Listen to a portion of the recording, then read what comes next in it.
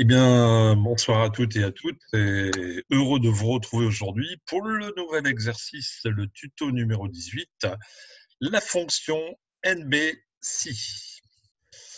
Je vais vous partager tout de suite l'exercice.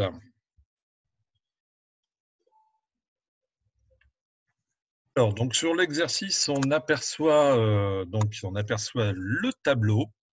Alors, c'est un tableau des ventes du mois de mars. Sur ce tableau, on va retrouver effectivement plusieurs colonnes, dont une colonne qui concerne les produits. Ensuite, les quantités, le prix, on pourrait faire des opérations totales. On n'aura pas le temps de le faire. Libre à vous de télécharger l'exercice ultérieurement et de pratiquer effectivement à faire des totaux, des calculs. Pour l'instant, ce qui me préoccupe, c'est de savoir compter le nombre de cellules que je peux retrouver par rapport aux critères ici crayon. Puisque ici, j'ai besoin de retrouver le nombre de cellules pour ce critère crayon. Donc, je vais tout de suite aller sur la cellule B15. Donc, comme on a l'habitude maintenant de pratiquer depuis plusieurs semaines, je vais commencer ma formule par le signe égal. Ensuite, je vais d'abord rechercher la fonction NBC.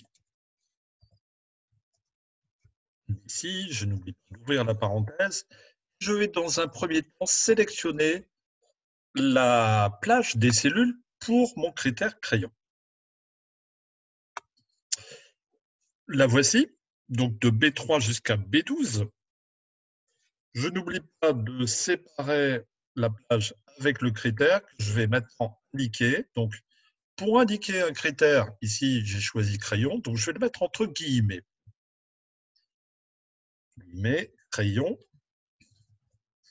Je referme la guillemet, je referme la parenthèse et j'ai ainsi créé ma formule.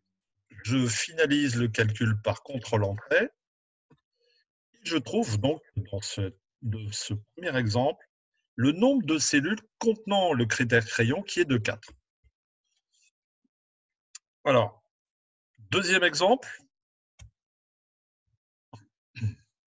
Ici maintenant, je vais avec la fonction NBC rechercher la référence d'une cellule comme critère. Je vais plus écrire crayon, mais je vais aller chercher la cellule qui contient le mot. Donc, je retourne dans ma cellule B15, la formule, le signe égal, j'ouvre la parenthèse, NBC, j'ouvre la parenthèse, la page de B3 jusqu'à B12, le point-virgule pour séparer. Maintenant, le critère, je vais l'écrire, mais sélectionner la cellule A15. Donc, la cellule A15 que vous voyez ici a le critère écrit. Donc, je sélectionne A15, qui va me renvoyer à la recherche du critère crayon. Je ferme la parenthèse, contrôle-entrée. Et tiens, bizarrement, c'est le tableau identique. Malgré tout, je ne trouve qu'à 3. Alors, pourquoi je l'ai trouvé 3? Alors, je vais effectivement me poser la question. Je me dis, tiens, et oui, ici dans le critère, dans la cellule B15, le mot crayon est écrit sans espace. Et je m'aperçois qu'à sa première ligne dans la plage, le mot crayon a été décalé avec un espace, donc il ne le reconnaît pas comme critère.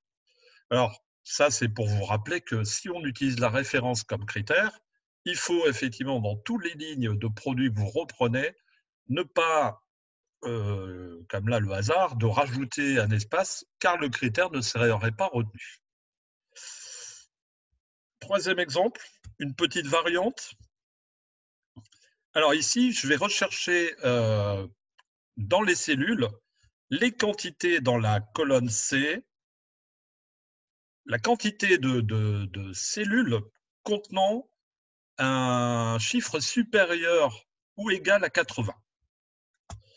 Donc, je vais revenir dans B15. Je vais toujours ouvrir ma formule NBC. J'ouvre la parenthèse. Donc, je ne recherche plus dans la colonne B, mais bien dans les zones de quantité. Donc, je sélectionne la plage de cellules, suivie du signe point-virgule. Et mon critère maintenant, je vais l'écrire. Donc, pour écrire le critère, je vous rappelle entre guillemets, donc, supérieur ou égal à 80. Je referme la guillemet, la parenthèse, CTRL-Entrée pour finaliser. Je trouve donc 2 cellules contenant plus de 80 ou égal.